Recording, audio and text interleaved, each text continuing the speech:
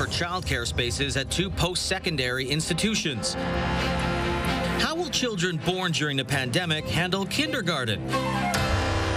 And the province lowers the cost of grazing on Crown land. Live from our studios in Regina, this is CTV News. Good evening. While there is no movement on the $10 a day childcare front, the provincial and federal governments have teamed up for more childcare spaces, although they are specifically for students and staff of 2 post-secondary institutions in Saskatchewan. Jacob Carr has details on how the spaces could help remove a possible barrier to higher education. 450 new childcare spaces are being created at Saskatchewan Polytechnic campuses in Regina, Prince Albert, Moose Jaw, and Saskatoon, while the remaining 90 will be implemented at Northlands College in La Ronge. Saskatchewan Polytechnic says this will eliminate one of the barriers that many of its students face. Who hasn't heard stories about children on wait lists for months and even years awaiting space? Well, today's announcement will reduce that stress and that worry for families across our province. The provincial government says access to early learning and childcare for Saskatchewan's parents is crucial as demand for the spaces continues to increase. It is critical. We're trying to and working very hard as provincial government to make sure that wherever we can, that we can expand and create more childcare spaces across this province. And this is a perfect fit. According to the province, since the launch of the Early Learning and Childcare Agreement in 2021, Saskatchewan has created over 23,000 spaces. This puts them well on their way to reaching the goal of 28,000 new spaces by March of 2026. In regards to the provincial government reaching a deal with the federal government to extend the $10 a day daycare agreement past March of 2026, progress is said to have been made. We think there's an opportunity to make some changes there, and that's why we want to be able to sit down and I know that our provincial officials reach out to their federal counterparts on a regular basis to say, you know, let's have that conversation. Negotiations are underway, as the minister alluded to. These discussions will continue over the next several months, and I can assure you by the 2026 we'll have a new agreement in place. I'm fairly confident of that. The government of Saskatchewan says that 30% of the newly announced spaces will be designated for families facing barriers to access, including children with disabilities. Jacob Carr, CTV News, Regina. After days of testimony, recommendations were made today at a coroner's inquest into the death of a 14-year-old boy living at a group home in Saskatoon. Keenan Sorkon on what's being put forward and what the youth's family is hoping for. Nearly 3 years after 14-year-old Brandon Schaefer Kovacs died while under the care of the province, an inquest has resulted in 5 recommendations aimed at preventing other deaths in the future. I just wanted to say that we miss him dearly and loved him dearly, and that his life mattered. 4 recommendations are aimed at Eagle's Nest for mandatory training signed by the ministry and staff, new sensitivity training to improve understanding of residents' needs, clear separation in reporting, and having group home staff document all interactions and communications with anyone outside the home. The family hopes for the quick and thorough implementation of any recommendations to help safeguard children in the ministry's care. After hearing from staff and family over the previous 2 days, the 3rd day of the inquest heard from high-level Ministry of Social Services administration attempting to unravel the bureaucracy and gaps facing contracted group homes like Eagle's Nest. Jurors learned a series of changes made in 2023 to a policy document for all group homes hasn't been officially implemented. A new draft has been shared with the Advocate for Children and Youth, who has yet to send it back to be finalized. Those changes include requiring added documentation, having over-the-counter medication available, and thermometers working and available. The inquest previously learned no Eagle's Nest staff checked Schaefer Kovacs with a thermometer in the 4 days he was sick before he was sent to hospital. He would die there 3 days later after being infected with influenza A and streptococcal pneumonia. Ministry staff say Eagle's Nest has made changes which would be in alignment with the new draft, but that can't be confirmed since they aren't required to send those changes to the ministry. New mandatory training only applies to new group homes operating in the province or new hires, not existing staff. The family says they remain dedicated to advocating and honoring his memory by working towards systemic improvements. Keenan Sorkon, CTV News, Saskatoon. Meanwhile, Saskatoon police have been granted more authority to seize drugs and street weapons in public spaces under the new bylaw. Saskatoon's new bylaw follows new provincial legislation known as the Safe Public Spaces Act, which came into effect earlier this summer. Under the act, it is illegal to have or alter items that may be used as street weapons, such as bear spray, knives, and hypodermic needles without an appropriate reason. The act also prohibits drugs such as methamphetamine and fentanyl in public spaces. Municipalities and First Nations have the choice to opt into the new legislation by passing a local bylaw. The Saskatoon Police Service asked City Council to opt in, and it was unanimously approved by councillors there.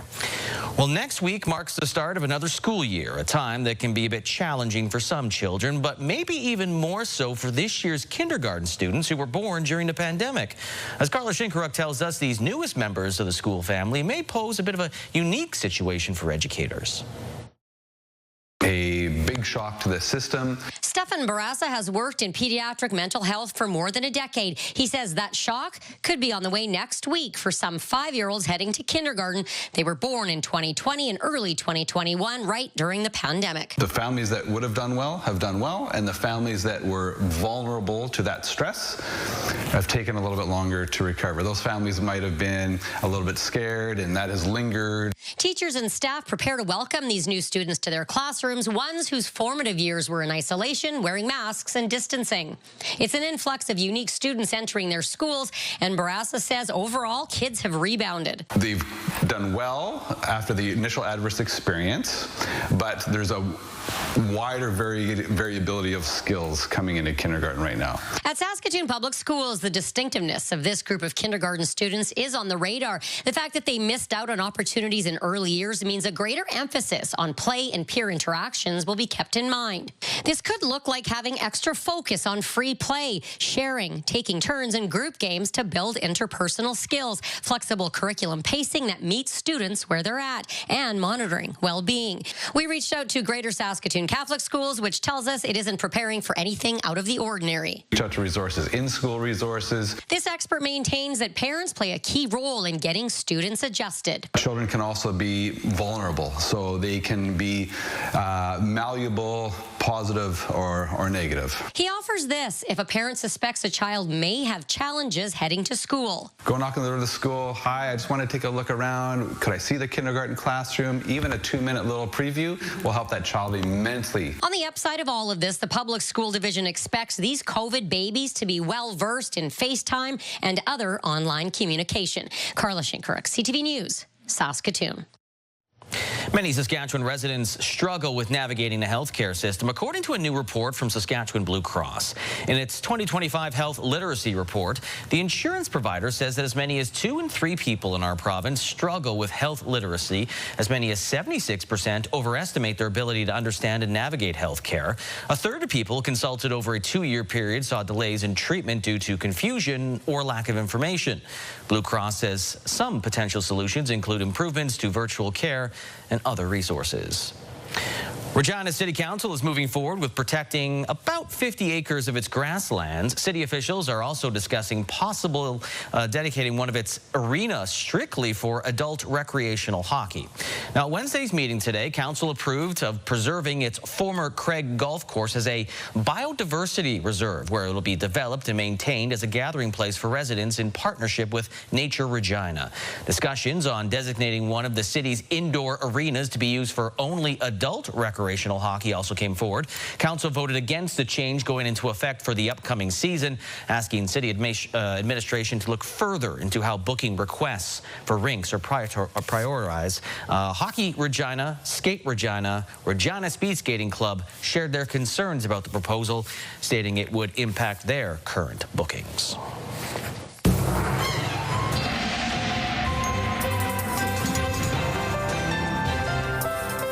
You asked for her, you got her.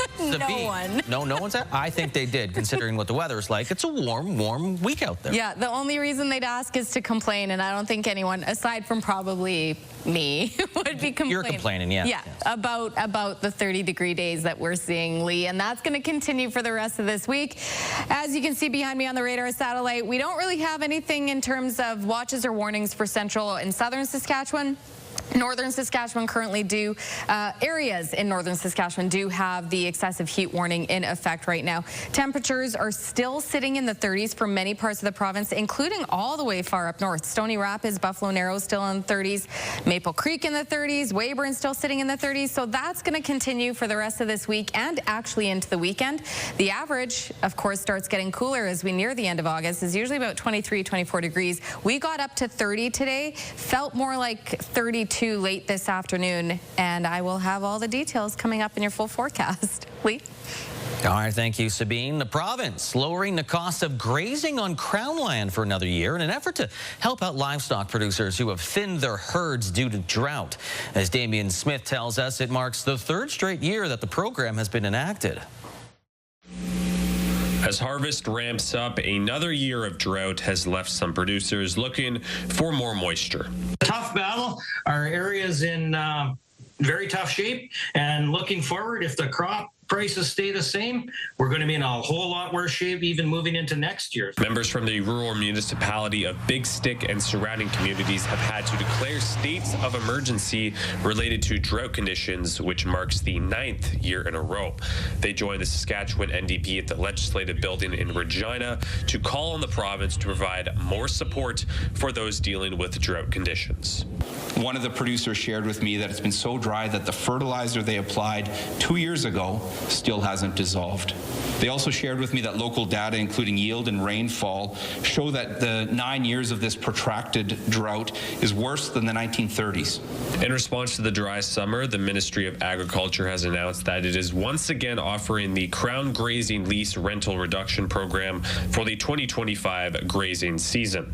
To be eligible, the leasees must reduce their stocking rate by 20% or more compared to the approved carrying capacity of the leased grazing land due to ongoing dry conditions. To be eligible, applicants must apply before October 31st. Projects are eligible for up to 50% of eligible costs, and eligible applicants can receive a rebate for more than one project to a maximum of $75,000 until the end of the program in March 2028. And the program was also available in the years of 2023 and 2024 to help those who have to deal with the dry conditions. Damien Smith, CTV News, Regina Beach. A Saskatchewan man has pleaded guilty to offenses related to unlawful hunting. The charges follow an investigation that began in October when North Battleford conservation officers started looking into complaints of unlawful outfitting in the Wilkie area. The province says the officers tried to stop a vehicle believed to be involved in hunting, but the vehicle took off and the driver refused to stop. Elliot Meachance was charged and pleaded guilty to outfitting without a license, driving while prohibited, and failing to stop for a peace officer. He was sentenced to 379 days in custody, followed by 2 years of probation and 3 years of suspension. Still ahead, the Prime Minister visits troops in Latvia, reaffirming his commitment to more military funding. And a mass shooting at a Catholic school in Minnesota kills 2 young students.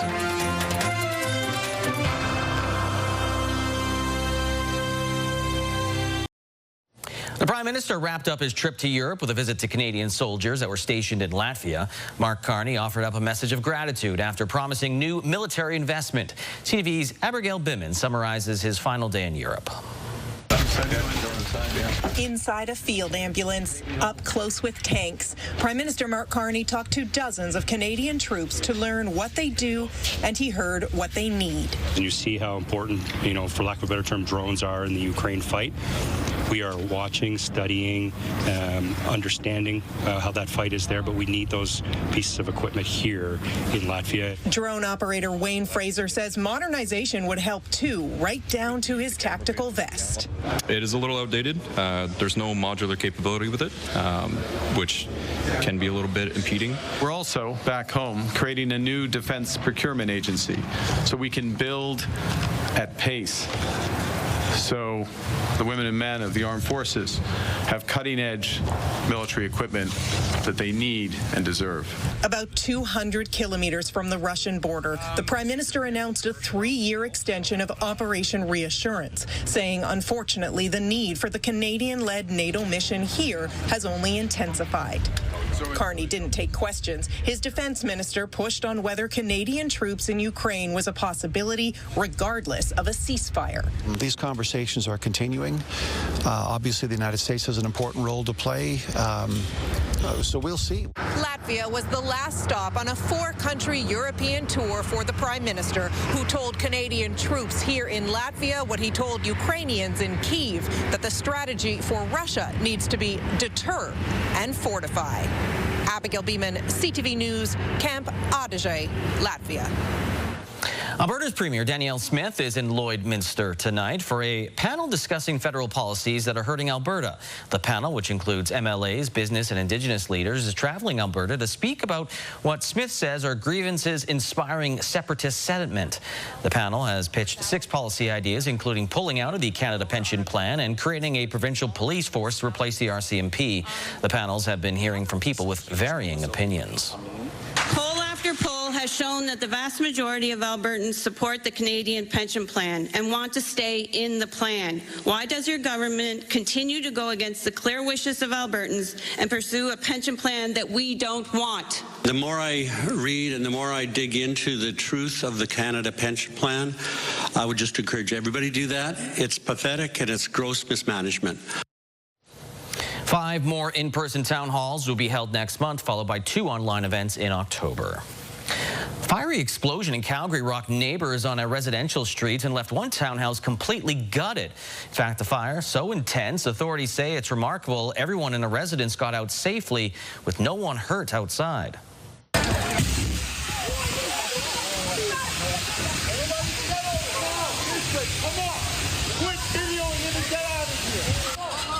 Moments before that explosion, the lone police officer in the video had been telling people who were just meters away from the fire to get back.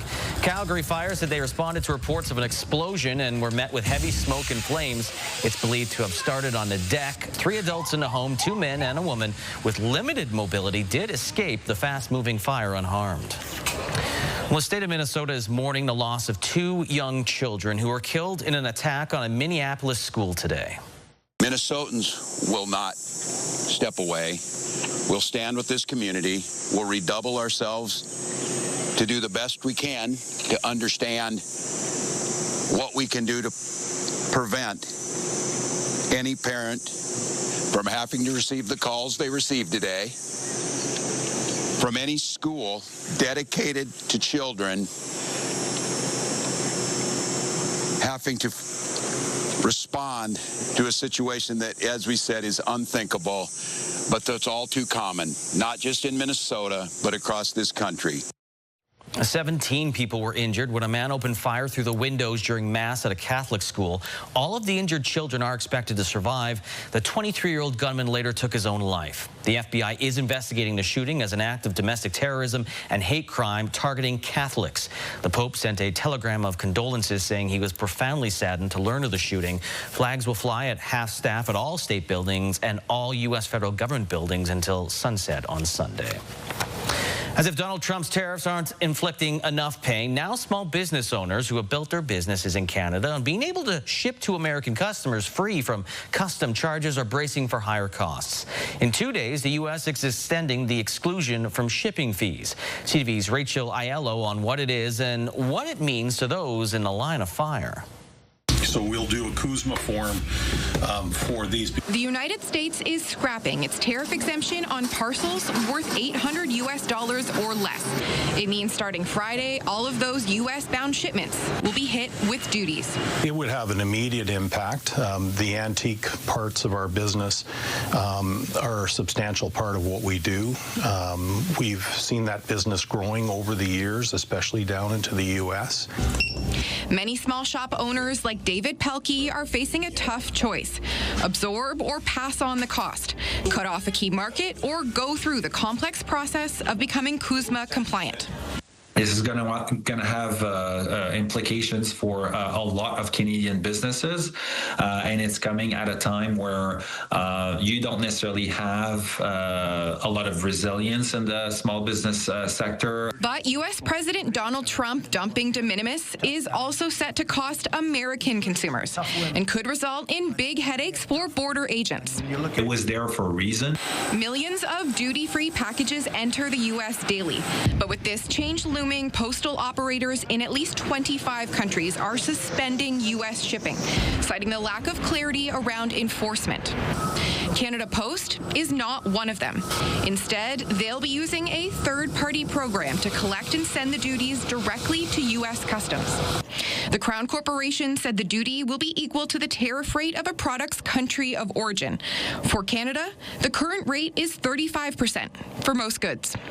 A key caveat to take note of: Canada Post flagged to us today that documents and gifts valued under $100 US sent from Canadians, not businesses, will be exempt.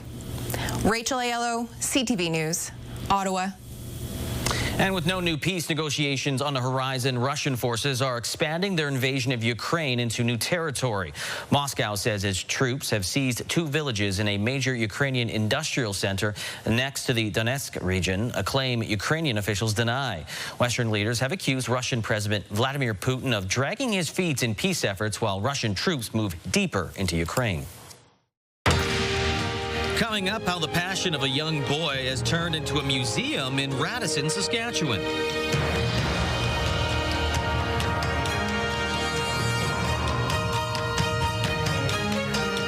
City Council in session, as you've heard on this show. So in the morning, Mayor Chad Wyszynski is going to join me in studio to talk about some of those decisions made today. News, weather, and traffic. It's everything you need. CTV Morning Live, weekdays 6 to 9.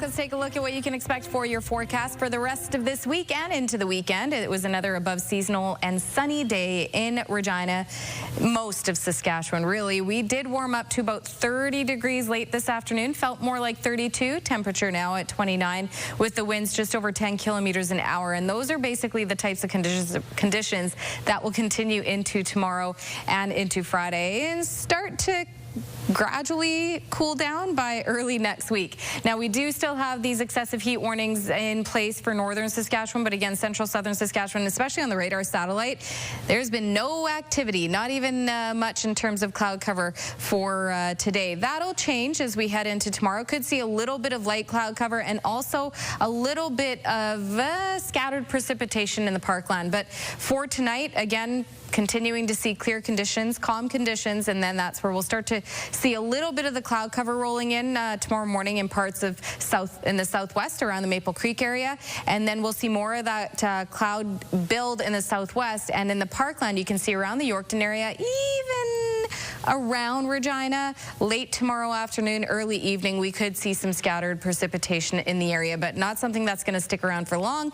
And then by Friday morning, we could see a little bit of that rain just along the southern border, possibly around the Assiniboia area. Again, just some scattered precipitation before that clears out. And then late Friday afternoon, again, we could see a little bit more scattered showers in and around the Regina area, and even further down south there, just around the Assiniboia area again. But that is basically it. We're not going to see large rain systems coming through, leaving a large rainfall total or anything like that. And you can see by Saturday morning, by the time we get in there, it's clear conditions again, and temperatures are still looking like they will be in the 30s for many parts of southern Saskatchewan. So taking a look at what we can expect for tonight, well above average lows, 17 degrees for La Ronge, 16 for Lloydminster. Again, the average is about 9-10 degrees, so very warm tonight and warmer tomorrow. 31 degrees for La Loche, La Ronge, and Prince Albert. 32 for Lloydminster with the mix of sun and cloud there. 33 expected for North Battleford tomorrow. 32 mainly sunny for Saskatoon. 29 and mainly sunny for Yorkton, and the southwest seeing the similar temperatures there. Maple Creek, Swift Current, 29 degrees. A little bit more cloud cover for Maple Creek as we saw on the tracker there. but more sunshine and warmer temperatures for Moose Jaw, 31 and a mix of sun and cloud. In the southeast, similar temperatures, and even for tonight, clear conditions, 11 degrees for Assiniboia, Weyburn, and Estevan, and tomorrow warming up to 29 degrees, and also seeing slight cloud cover as well. So a mix of sun and cloud conditions for the southeast as well. For Regina, 13 degrees tonight. Winds could pick up just a little bit, up to about 30 kilometers an hour. Clear night tonight in Regina, and tomorrow 30 degrees, mainly sunny conditions. Winds anywhere between 10 to 25. I did it. All right, here's a look at your next 7 days. And really 30 degrees across the board until we get into Monday. So 30 tomorrow, mainly sunny, a mix of sun and cloud. Friday, 30 degrees. 31 on Saturday. Now, that is also fan day at Mosaic Stadium. But regardless of where you are planning on heading out, maybe even the lake or just outdoors somewhere, make sure you got a little bit of that heat protection, sun protection with you, because it's going to be a very warm day on Saturday. Game day Sunday, kickoff at 5 p.m., 30 degrees, mainly sunny, and then even on your Labor Day Monday, 30 degrees, nothing but sunshine, and then we start to see a little bit of that cool down as your short work week, for most, short work week begins Tuesday, a mix of sun and cloud, 23 degrees, and by Wednesday, 20 and a mix of sun and cloud, and that's how we'll be starting our first week of September. Lee? Yeah, of course, the game is 5 o'clock. I remember the days when it was 1 or 2 o'clock. It would be like early afternoon, 31 degrees. That would be a very, very warm, but that does not stop fans from showing up. No, it'll be a full house. Yeah, you just need to be smart. Bring some sealed water with you, and you'll be good. All right. Thank you, Sabine. You bet. Well, the curiosity of a small boy about a decade ago has morphed into a big attraction in rural Saskatchewan, a museum containing more than 1,000 rocks and gems, including a permanent display of Canada's only baby T-Rex. CTV's Alison Bamford went to Radisson to unearth this story. Walking in here, there is so much to look at. Thousands of rocks, gems, and fossils on display, some of them literally sparkling under the light. And it all stems from an 11-year-old boy's rock collection. Judah Tyerman started with rocks he found along the train tracks. His fascination for shiny objects quickly outgrew the kitchen table and then the family home. Now it all lives here and has for the last 10 years.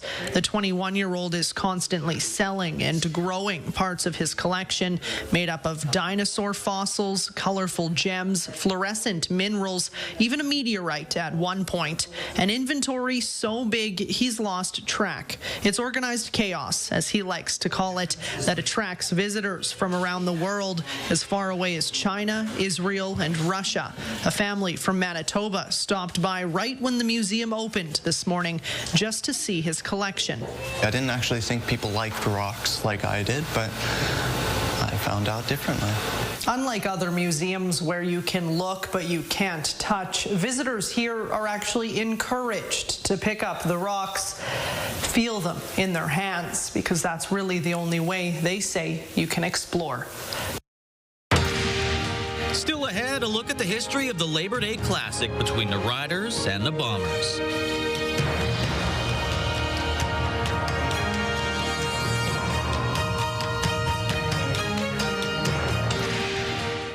Wardrobe consideration in part by Colin O'Brien Men's Shop.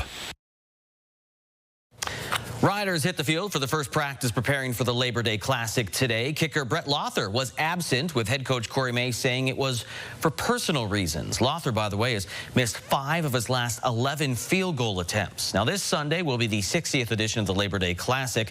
Donovan Mace has a look back at where it all began. Labor Day and football go hand in hand in Saskatchewan. It's been part of my childhood, which was a long time ago. And the rivalry which it hosts each weekend is one Rider historian Rob Vanstone believes is the CFL's best. You have 2 teams at a certain echelon playing in this game. It takes it to a tier that's even higher, and that's a pretty high tier to begin with. All beginning 76 years ago, September 5th, 1949, the first Labor Day Classic played on a Monday afternoon between the Winnipeg Winnipeg Blue Bombers and the Saskatchewan Roughriders at Old Taylor Field. There's a crowd of 7,500 in attendance, which would be the biggest crowd to ever see a football game in the province up to that point. While the Bombers were running one of their plays, and the dog almost timed the waggle perfectly for the Bombers play near their goal line. Lots has changed in the nearly 8 decades since the blossom of this all-time matchup. The 1951 game here was the first one that I think you would call a classic. But each of the previous 59 games has lived up to its name. This will go quarterback. Gary Joseph, touchdown! Producing classic moments. That's the one that would win in terms of being the iconic play in this iconic field. Career-defining games. It's a walk-off game winner for Brett Lauder. Spectacular finishes. 1983 game. Riders won 32-30 on a 41-yard field goal. Even some heartbreak. Has the accuracy, but it's short. A game even the players know feels different. Heard fans say, like, I don't care how many games you win, just beat Winnipeg on Labor Day, so there's a lot of passion there. And the hope Labor Day will continue to bring classics for another 60 years. Donovan May, CTV News, Regina.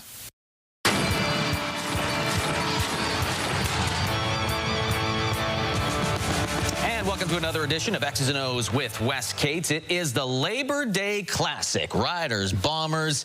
You played in a couple of these. You won all of them as a rider. So what are your memories and kind of what's it like for a player to be playing in these classics? Yeah. Well, thanks for mentioning that, Lee. Yes, I did win all the Labor Day games I played in, and I didn't miss one in my career with the Riders.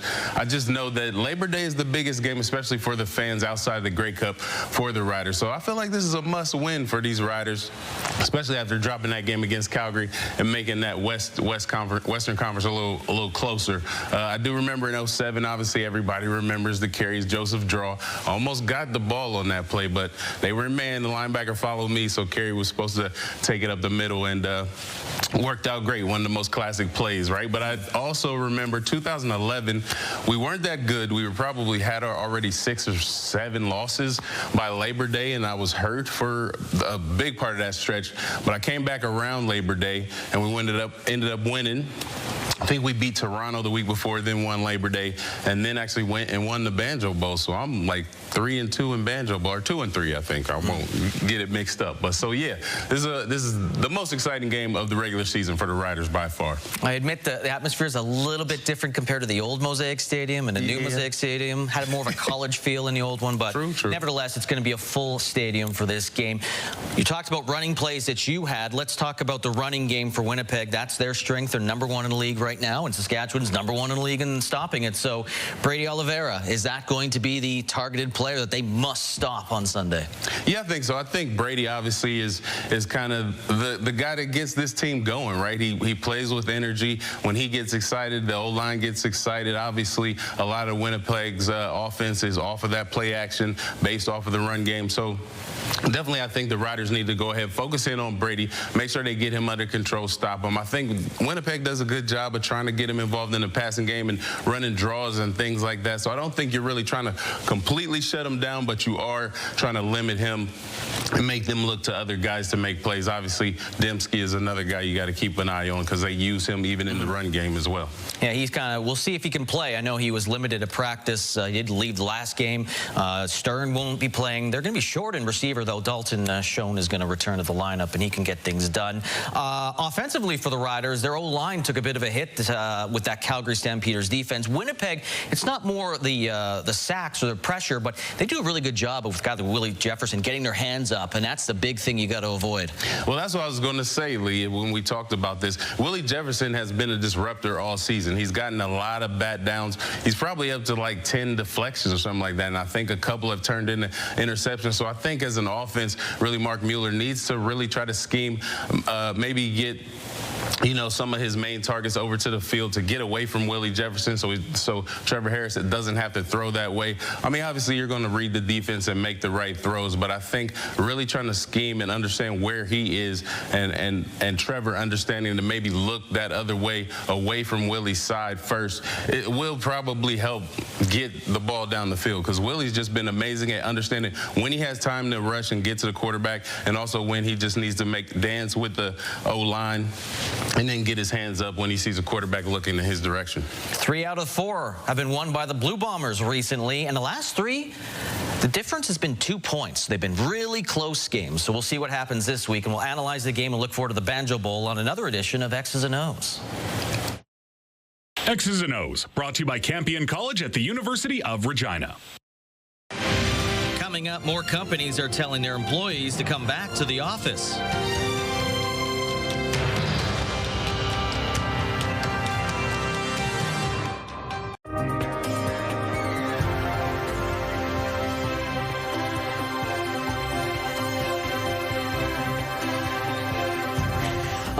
Let's take a look at your rural forecast for tomorrow. Same stories that we've been talking about. A lot of sunshine, temperatures into the 30s, some areas in the high 20s, but still we're going to see those above seasonal temperatures continuing into the weekend. So let's take a look at what we've got. 29 degrees for Wynyard and Hudson Bay.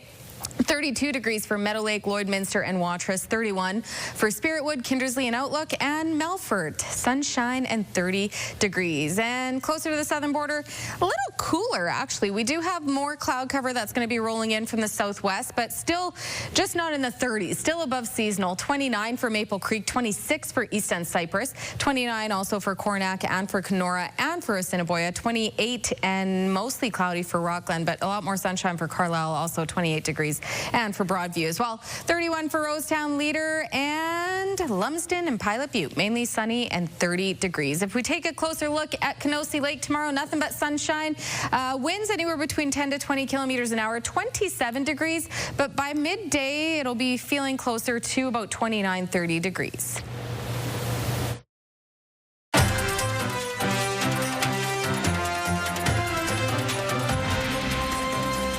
If you're spending more days in the office or on a hybrid work schedule or even working full-time in the office, you're not alone. Stats Canada says the number of Canadians commuting to work rose for the 4th year in a row. Carol Charles has more.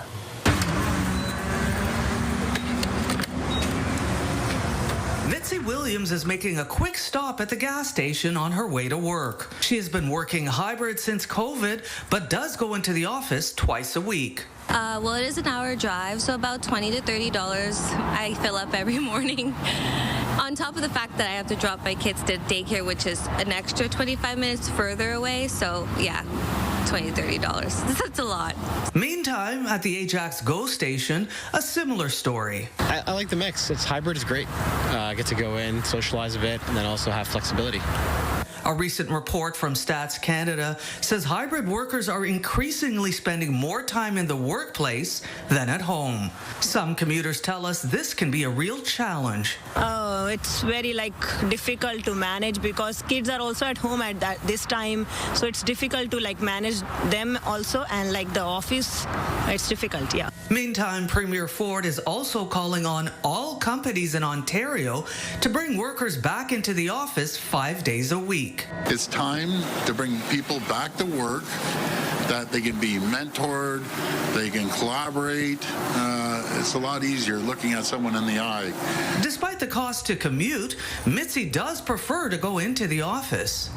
I do feel like information is a bit more accessible at the office, so I like how much faster I can get the answers I need versus at home. I may have to call into the work or wait for an email response back for some things. The Stats Canada report comes after some private sector companies, including banks, are requiring a return to the office full-time, with employees going in person 5 days a week by January 2026. Carol Charles, CTV News. Competition usually is the furthest thing from most residents at senior living centers, but today, a game of beanbag baseball between two centers from two rival cities brought out the competitive nature in everyone. Brittany Poitras has more. These home runs may look a little different than you typically see on TV, but these seniors from Regina's Queen Victoria Estates and Moose Jaw's Mulberry Estates are just as excited for every hit. We have a little rivalry against Queen Victoria Estates here in Regina, and we like to go back and forth and have a little fun with beanbag baseball. They are competing in the Senior Beanbag Baseball Championships to see who will get the trophy and bragging rights. Although there's healthy competition here, residents say it's not all about winning. Oh, just the enjoyment of being with the rest of the gang and having that fun, just like kids. We're just like old kids. The playing surface, not your typical baseball diamond, but these rivals have been competing regularly for the last 7 years, as though every game was the World Series. It is baseball, so they can get a home run, they can strike out. We don't run the bases, but we do walk the bases and touch each base and then get hopefully a home run eventually.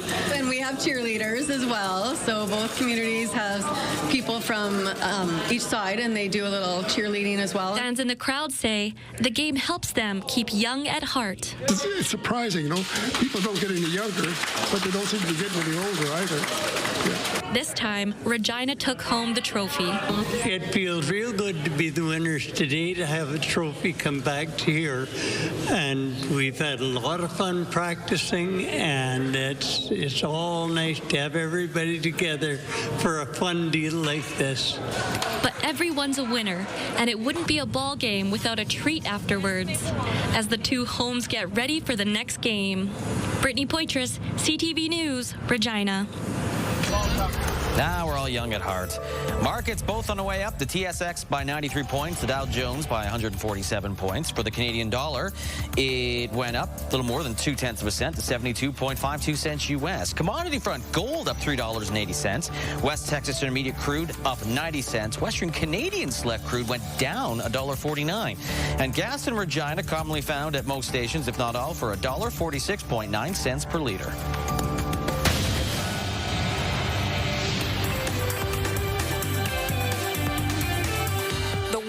Most valuable company reported earnings after the North American markets closed. NVIDIA's revenue is up 56% year over year, ringing in at $46.7 billion in its latest quarter. Washington has made it more difficult for NVIDIA to sell its semiconductor chips to China, but that seems to be only a hiccup for the company as it capitalizes on the ramp up of AI worldwide.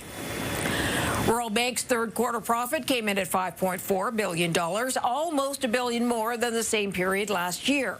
The company is doing well across all of its business segments, but personal banking spiked 22% over last year. Dollarama reported a profit of almost $322 million in its latest quarter. That's up more than 10% from the same quarter last year. The growth comes from opening more stores. Dollarama has added more than 400 of them in the last year. Those are your business headlines. I'm Marilla Fernandez.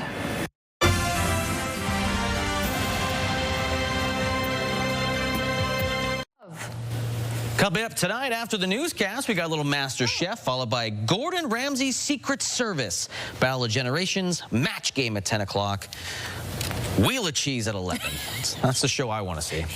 You need to tell them at home. No, we were just talking about, can you eat a wheel of cheese, like just in one sitting? I say no. Armed with an endless supply of tomatoes, partygoers in Spain threw down in a huge and messy food fight.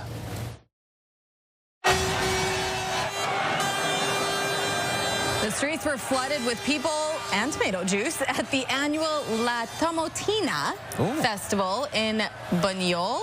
Did I say near that Valencia. Right? Near Valencia, yes. 22,000 people packed town center in a tradition that dates back to 1945 when a spontaneous and saucy skirmish supposedly broke out among local villagers. Would you do this? No. Yeah, no. Too sticky. I don't know. I feel like producer Brenna and I were talking, and I feel like you'd have immediate regret. Leaving, yeah. All right, well, the best baldies, I don't like saying that word, around turned out in Chicago on Sunday.